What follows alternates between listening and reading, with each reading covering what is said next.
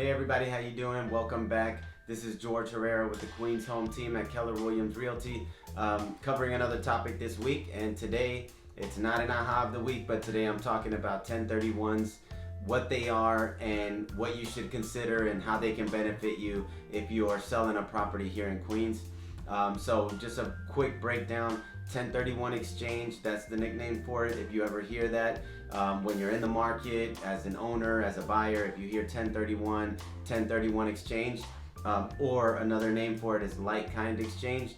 What it is that it's a tax-deferred exchange. In other words, what a 1031 exchange allows you to do is allows you to sell one investment property and then take the gains from that sale and invest them into another investment property without having to pay taxes on the gain. So in other words, you're deferring the taxes, the capital gains taxes, for a future time.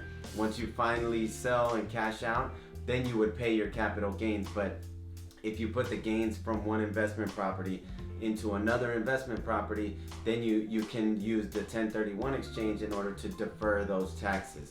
All right, so that's the 1031. Now, how do people use them here? Sometimes we get homeowners who are living in a single family house or in a co-op or a condo, and they ask us, can I sell my property and then buy another property and I won't have to pay taxes?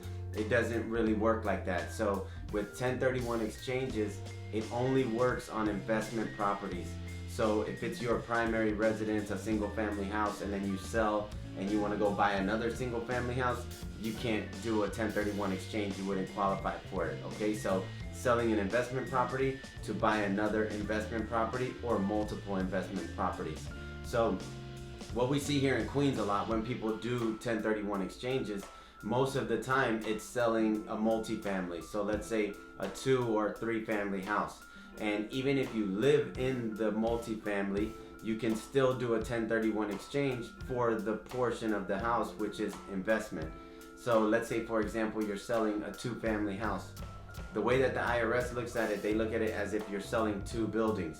One is your primary residence, and that one, for the half of the sale, you would have gains on the sale, and then if you're fortunate enough to have gains on the sale, and then you would have your exemption because you live there, up to $250,000, up to $500 if you're married, for what you wouldn't have to pay capital gains on. So half of the house would be treated as if you were selling your primary residence. The other half would be treated as if you were selling an investment property. So let's say you were selling a 2-family house, you lived in one and rented out the other. For half of the gain, you would actually be able to use your exemption, and most likely you wouldn't pay many capital gains taxes, if any. You might actually cover all your gains with your exemption on the one half because it's your primary residence, but then the other half of the gains, those are all subject to capital gains taxes. And so what some people do is they'll take that half of the gain and they'll go buy another investment property, and now you defer the taxes, so you actually don't have to pay the capital gains taxes yet. So that's a strategy that a lot of people use, especially once you get into buying 1, 2, 3, multiple properties. This is a tool that a lot of people use and not everyone knows about. So if you're selling an investment property, okay, whether it's a condo, a single family, a multifamily, if you have owned that property and you have tenants in there and it's an investment property, then you would qualify for a 1031 exchange whenever you go to sell it, and it's a way for you to defer the taxes. Now, just quickly, if you want to get a quick breakdown of how capital gains taxes are calculated, this isn't the exact formula because it's very intricate, but in short, it's you have your acquisition costs, right? So the cost when you first bought the property or inherited the property, that's what they call your cost basis, okay? So the way that they usually do it to calculate your gain, you have your sale price of when you finally sell the property, you subtract whatever your cost basis is, which is the cost of acquisition. So when you bought it, inherited it, whatever the case is, that cost basis, the acquisition cost, comes off of the sale price when you sell it, and then you subtract closing costs from when you bought it, closing costs from when you sell it, home improvements you've made throughout the years and throughout the time that you've owned it, and then whatever's left over becomes your capital gain. And that gain is what you're subject to taxes on. So you have to pay capital gains taxes on whatever the total gain ends up being. If you're selling within 5 or 10 years, your gain is probably not much.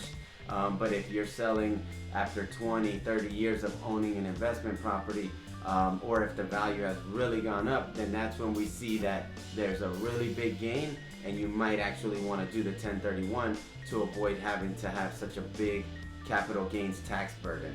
Okay, and here in New York, you have federal capital gains, you have New York State capital gains, and you have New York City capital gains. So it can become quite a hefty number if you have a big gain or a big profit from the sale.